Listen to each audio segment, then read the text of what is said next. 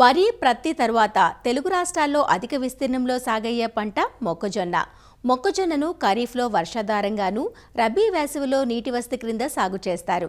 ఈ ఏడాది అడపాదడపా తప్ప ఎక్కడా సరైన వర్షపాతం నమోదు కాలేదు. కొన్ని ప్రాంతాల్లో రైతులు తొలకరి జల్లులకు మొక్కజొన్నను విత్తుకోగా, మరికొన్ని ప్రాంతాల్లో విత్తుకునేందుకు సిద్ధంగా ఉన్నారు. సాధారణంగా మొక్కజొన్నను జూలై 15 లోపు విత్తుకోవలసి ఉంటుంది. కానీ వర్షాలు ఆలస్యమైన ప్రాంతాలలో జూలై చివరి వరకు విత్తుకునే అవకాశం ఉంది. మొక్కజొన్నను పంట తొలి దశలో కలుపు, ఆనక పోషక లోపాలు, తర్వాత కత్తెర పురుగు, కాండం తొలుచు పురుగు, పేనుబంక వంటి పురుగులు నష్టపరుస్తుంటాయి. అయితే ప్రారంభం నుంచే కొన్ని రకాల యాజమాన్య సస్యరక్షణ చర్యలు చేపడితే దిగుబడులు బాగుంటాయంటూ సూచనలు అందిస్తున్నారు ప్రొఫెసర్ జయశంకర్, తెలంగాణ రాష్ట్ర వ్యవసాయ విశ్వవిద్యాలయం జగిత్యాల ప్రాంతీయ వ్యవసాయ పరిశోధనా స్థానం శాస్త్రవేత్త డాక్టర్ డి శ్రీలత. ఉత్తర తెలంగాణ కానీ తర్వాత దక్షిణ తెలంగాణ మండలంలో మనకి మొక్కజొన్న కూడా ప్రధానమైన పంట. ఈ మొక్కజొన్న ఇప్పటికే మనకి సీజన్ అనేది స్టార్ట్ అయింది.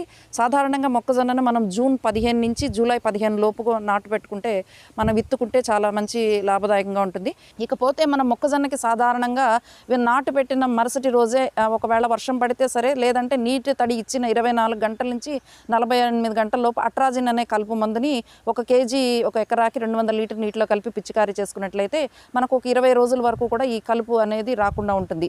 ఇకపోతే రైతు సోదరులు ఒకవేళ వానాకాలంలో విత్తనం పెట్టిన వెంటనే కనుక కలుపు మందు కొట్టుకోలేకపోతే మొక్కజొన్న సుమారుగా 15 నుంచి 20 రోజుల పంట ఉన్నప్పుడు కలుపు వచ్చి 2 నుంచి 4 ఆకుల దశలో ఉన్నప్పుడు మనకి బయట టెంబుట్రయాన్ అనే మందు లాడిస్ అనే నామంతో దొరుకుతుంది.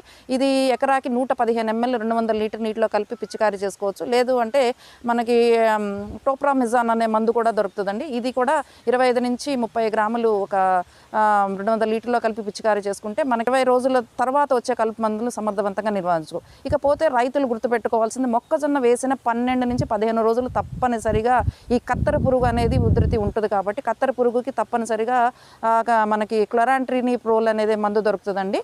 ఈ మందు మనకి 0.3 ml అనేది 1 లీటర్ నీటికి కలిపి 12 నుంచి 15 రోజులప్పుడు తప్పనిసరిగా వేసుకోవాలి. కొరాజన్ అనే మందు మళ్ళీ 30 నుంచి 40 రోజులప్పుడు కూడా ఒకసారి గమనించుకోవాలి. అప్పుడు కూడా దీని ఉధృతి ఉంటే ఈసారి మనం ఇమామెక్టిన్ బెంజోయేట్ ప్రొక్లైమ్ అనే మందు దొరుకుతుంది. అది 0.4 గ్రాములు 1 లీటర్ నీటి కలిపి పిచికారీ చేసుకున్నట్లయితే మనం ఈ కత్తెర పురుగును అరికట్టుకోవచ్చు.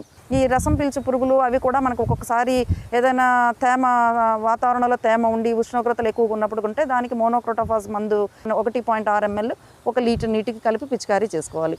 ఇకపోతే రైతులు ఈ 2 సార్లు మనము కనుక ఈ కెమికల్ వాడిన తర్వాత ఇంకా మనకి ఏమైనా ఉధృతి గమనిస్తే 9 కేజీల ఇసుకకి 1 కేజీ సున్నం కలిపి ఈ ఆకు సుడుల్లో వేస్తే ఈ కత్తెర పురుగు అనేది సుడుల్లో ఉంటుంది. కాబట్టి అది కూడా మనం సమర్థవంతంగా అరికట్టుకోవచ్చు ఈ సుడుల్లో కనుక మనం ఇది కొంచెం వేసుకున్నట్టయితే.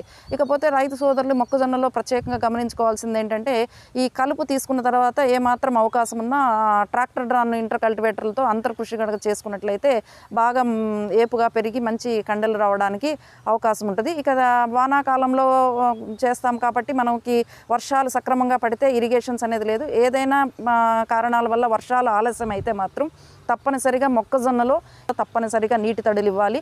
లేదంటే దిగుబడులు చాలా తగ్గే అవకాశం ఉంటుంది.